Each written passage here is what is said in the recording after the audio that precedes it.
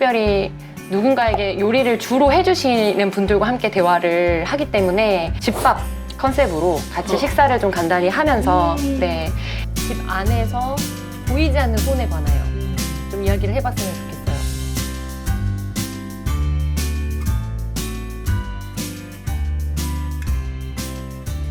저희 녹음 중간중간에 오늘 함께해준 어린이의 놀이 소리가 같이 들어가 있어요. 이 정말 육아하시면서 또 여기 어렵게 주말에 와주셨기 때문에 또 이게 오늘 현장을 보여주는 모습이라고 생각하거든요.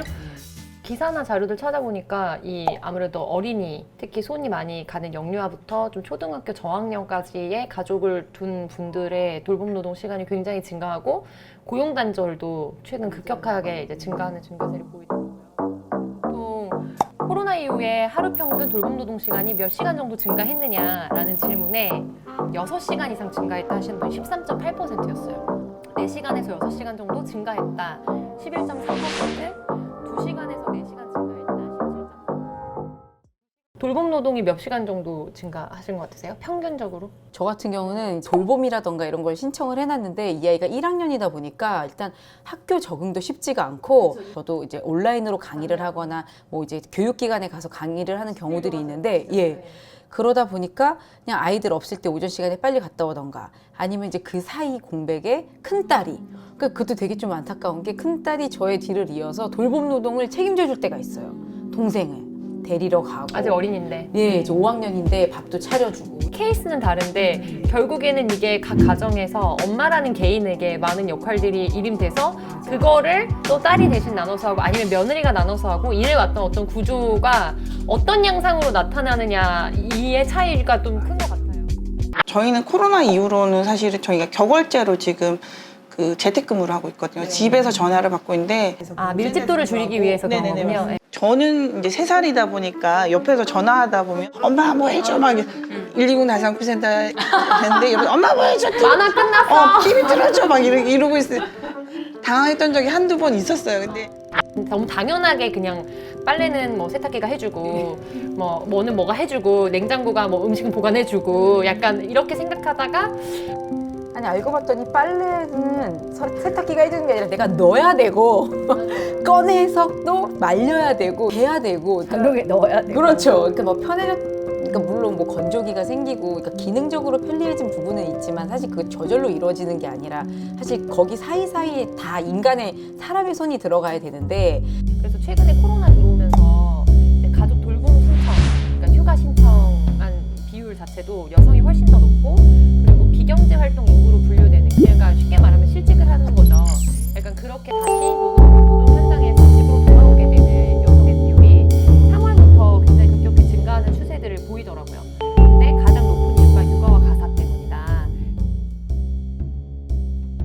혹시 집에서 아이들 그런 가사의 역할을 분담하면 용돈을 준다든지 예를 들면 뭐 설거지를 하면은 뭐 100원, 500원 뭐 이렇게 100원, 500원 지금 어느 때 얘기하고 계시는 거 100원, 500원 누가 해요? 안 받고 안 해요. 크런치 초콜릿이 300원이던 시절에 되게 현실적이다. 안 받고 안 해요. 아니 근데 필요한 거 아닌가요? 가사노동이라고 하는 부분들이 되게 무임노동으로 그게 정말 딜레마적인 것 같아요. 그 무임에 대한 부분들이 우린 너무 뿌리가 깊다. 그래서 마지막 질문을 하나 드리려고 해요. 나의 돌봄 노동, 가정 내에서의 급여를 책정해 본다면 감히 얼마다라고까지는 말하기는 어렵지만 왜냐하면 그거는 돈뿐만 아니라 또 사랑이나 그런 게 다 들어가 있는 거잖아요. 우리가 노동력으로 인정받았을 때는 최저임금으로 평가받을 만한 그런 노동은 아니지 않은가 그런 생각이 듭니다. 이 가사노동이나 특히 돌봄노동으로 분류되는 어떤 직무들을 그러니까 얼마가 경제적으로 정당한 대가인가에 대한 사회적 논의가 굉장히 오랫동안 지속되어 왔잖아요. 그러니까 이게 통계청이나 이런 정부의 공식 통계 안으로 들어온 것도 불과 몇 년 안 됐거든요.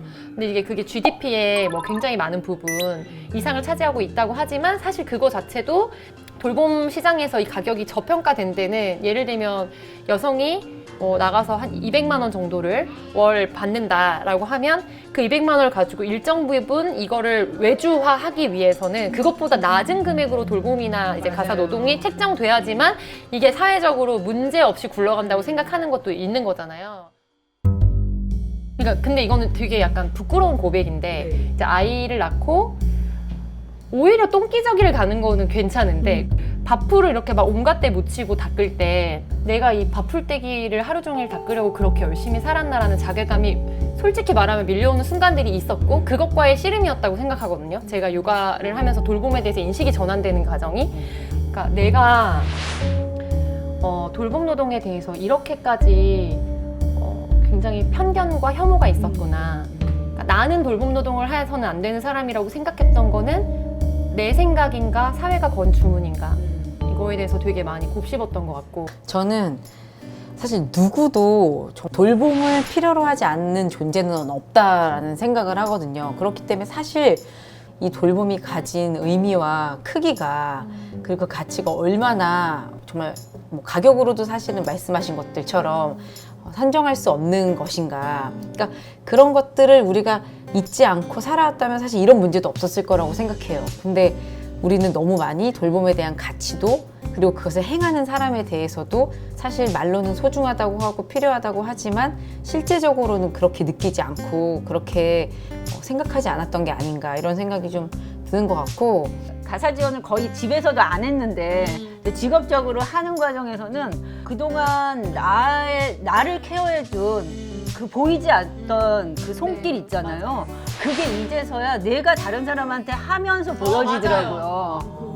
아니 격한 뭔가 네, 저는 와 그래서 실제 이런 부분들이 저는 안타까운 게 내가 경험한 이 부분들이 많은 사람들이 경험을 하지 않고서도 같이 공감하고 인식하고 했으면 좋겠다 이런 게 진짜 많이 들고 돌봄 노동자라고 딱 국한지어서 딱 누구누구는 돌봄 노동자라가 아니라 그러니까 서로가 서로를 돌보고 있는 거예요. 도미노처럼 있을 때 잘해. 정말 있을 때 서로 잘해줘야만 이런 돌봄에 대한 가치도 높아지고 돌봄에 대한 인식도 변하지 않을까라는 생각이 듭니다. 저 말씀하시는 거 들으면서 약간 눈물